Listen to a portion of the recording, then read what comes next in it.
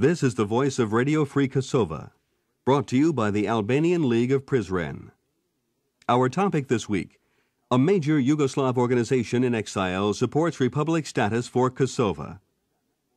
In its November 1983 issue, Volume 36, number 349, page 2, the monthly review Nasha Rech, Our World, published in Harrow, Great Britain by the prestigious Yugoslav organization, the Union Oslobodjenja, produced the full text of the statement by the Supreme Council of that union concerning the problem of Kosovo.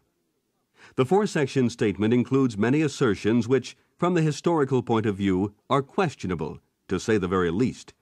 To our great surprise, there is a clear reliance on the current Yugoslav government propaganda line.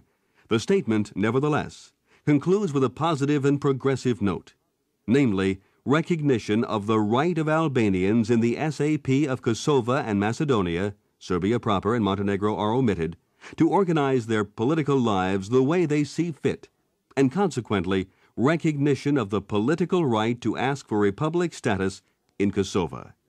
Although the statement regretfully falls short of achieving the level of a scholarly analysis, it is our belief that it will be viewed by many people involved as a constructive step on the road to finding a peaceful solution to the Albanian problem in Yugoslavia.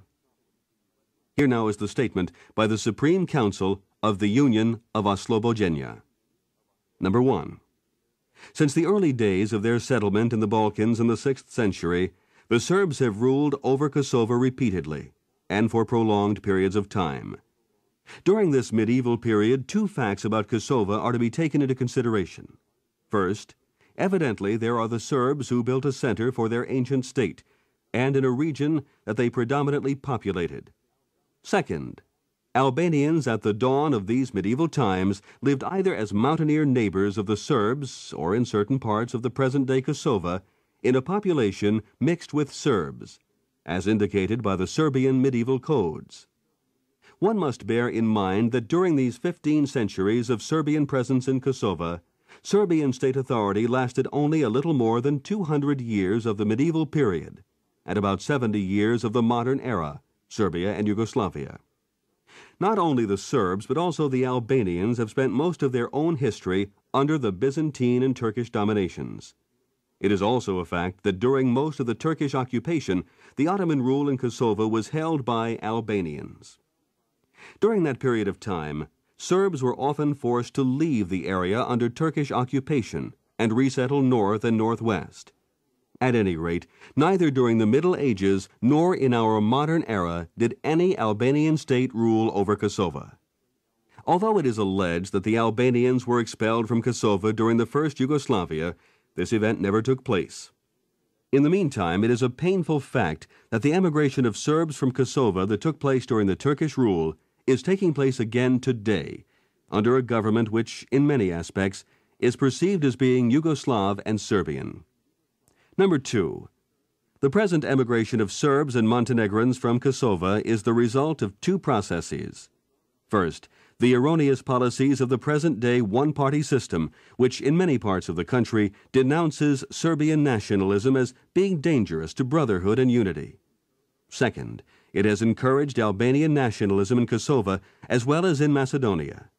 Yet one cannot say that Albanian irredentism in Kosovo has played an unusually important role in this emigration trend. The fact that the governments of the First and Second Yugoslavia have exercised several forms of repression against the Albanian population is undeniable.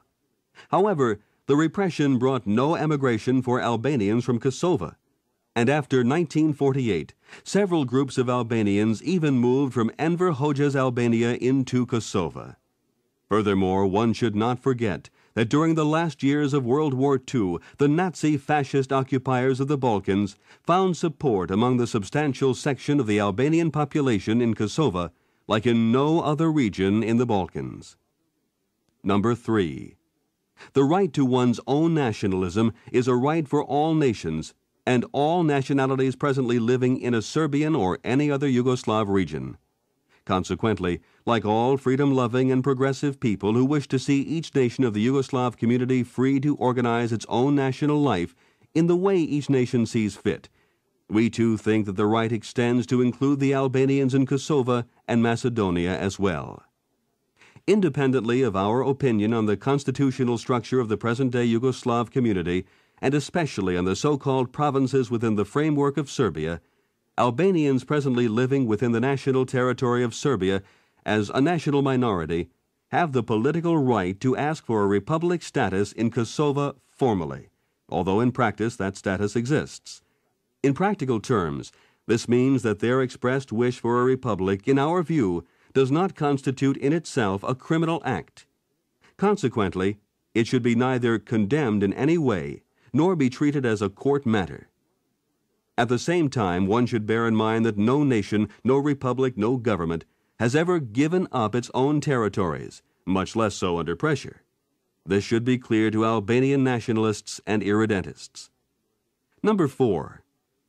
The first problem we face now in Kosovo, besides the urgency of ceasing all persecutions for political activities and the revocation of martial law, is the ethnic imbalance of that province. This problem is not limited only to the stopping of the present emigration of Serbs and Montenegrins, an effort now conducted without any great success by the present government, but it also includes the action for the return of the prior to 1966 and 1968 ethnic relations among several ethnic groups. Naturally, we do not lose sight of the fact that there has been and there will be an emigration from Kosovo for economic and other various reasons. The other problem in Kosovo requiring a solution is the protection of all languages, and not of the Albanian alone, the protection of cultural and other monuments, such as the Serbian church objects in Kosovo, as well as the full protection of the physical integrity and property of the people.